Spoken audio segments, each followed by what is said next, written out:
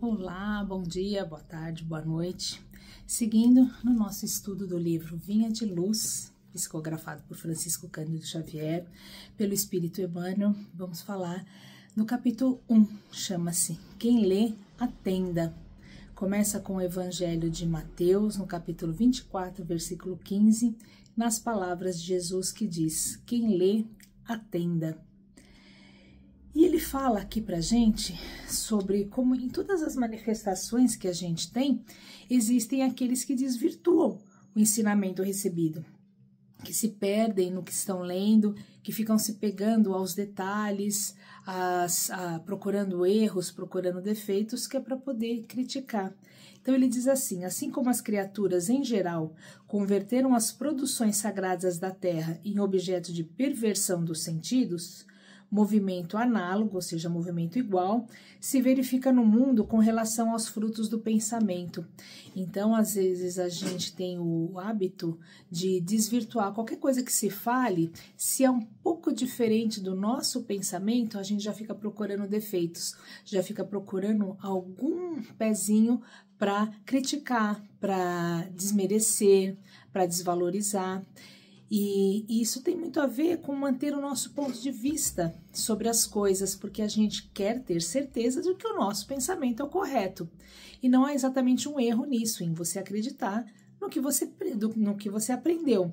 No entanto, o ser humano foi feito para questionar, para avaliar, para usar a cabeça, para entender o que ele está fazendo, o que ele está lendo, o que se apresenta para ele na vida, e aí, a partir de um raciocínio, escolher esse ou aquele caminho. Mas não necessariamente os caminhos que a gente escolhe excluem todos os outros, que os outros estejam todos errados.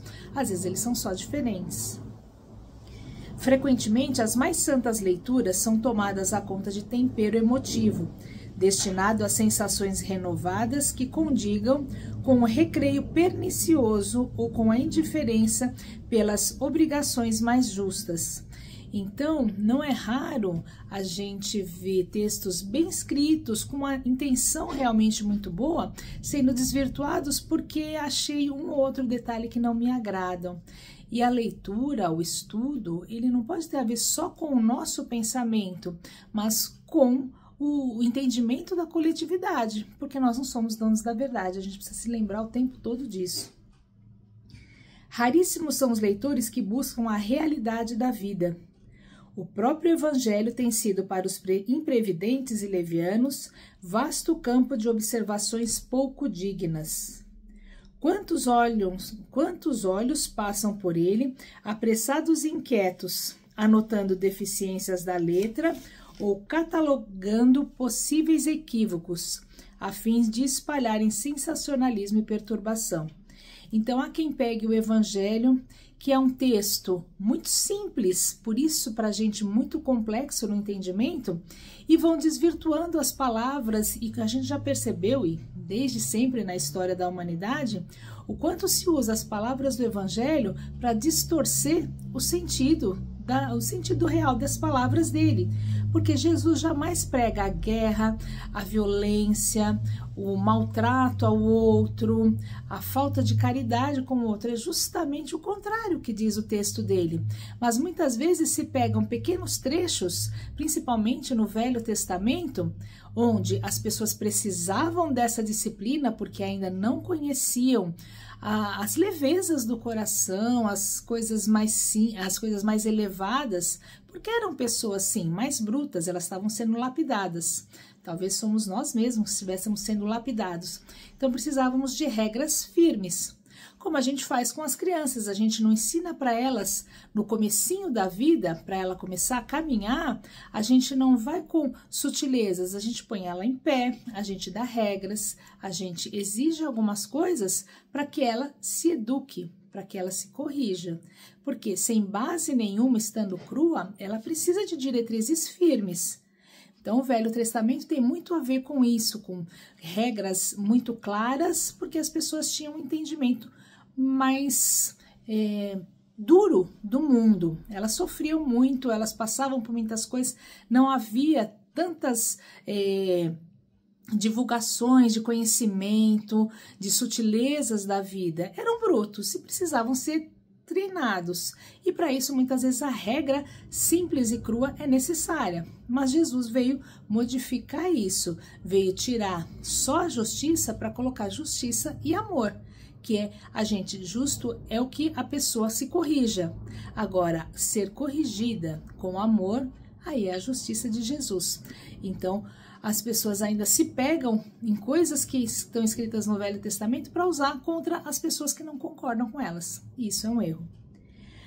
Alinham com avidez as contradições aparentes e tocam a malbaratar, ou fazer pouco, com enorme desprezo pelo trabalho alheio, as plantas tenras e dadivosas da fé renovadora. Então, muitas vezes não é porque a gente não tem o entendimento que a gente precisa tirar a esperança do outro. O Velho Testamento, o Novo Testamento, as leituras edificantes, elas trazem sim algum apoio para as pessoas. E se numa leitura você consegue tirar algo bom, ainda que o texto seja confuso, ainda que ele não seja tão renovador assim, qualquer coisa que a gente leia, qualquer coisa que a gente aprenda, a gente pode tirar dali uma boa lição, ainda que seja contrariando o que a gente está lendo. A gente leu, entendeu e diz: aquilo não me serve, isso não é bom. Mas a gente precisa entender esse texto e não apenas desprezar. A recomendação de Jesus, no entanto, é infinitamente expressiva. É razoável que a leitura do homem ignorante animalizado represente conjunto de tristes brincadeiras, mas o espírito de religiosidade precisa penetrar a leitura séria, com real atitude de elevação. Então, não é o texto que é ignorante, nós é que somos ignorantes na leitura dos textos. Muitas coisas ruins, muitas coisas que colocam a gente para baixo, e a gente precisa selecionar, como na parábola, separar o joio do trigo, o que é edificante, o que não é, e escolhendo o caminho edificante, a gente passa a entender, mas principalmente vivenciar esse caminho que a gente considera edificante.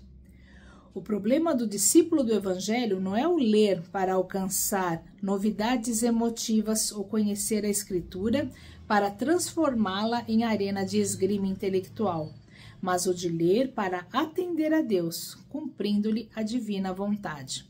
Então, nós não temos que entender o Evangelho e aprender sobre ele para entrar em discussões, porque se a gente entra em discussões, significa que a gente não teve o entendimento do Evangelho.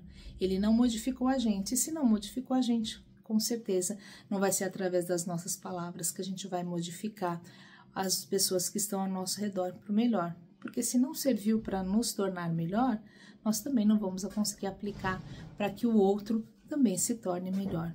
Então, na leitura do Evangelho, de todos os textos edificantes, é preciso, como já disse Jesus a Maria e a Marta na parábola, que a gente precisa escolher a melhor parte. O mundo está cheio de coisas difíceis, sem dúvida nenhuma. Acontecem muitos exemplos de coisas ruins, mas a gente precisa escolher e continuar na melhor parte. Boa tarde, bom dia, boa noite. Que Jesus nos abençoe, nos fortaleça e nos dê discernimento para escolher o nosso melhor caminho e que esse caminho nos traga a paz e a alegria que a gente tanto busca. Graças a Deus.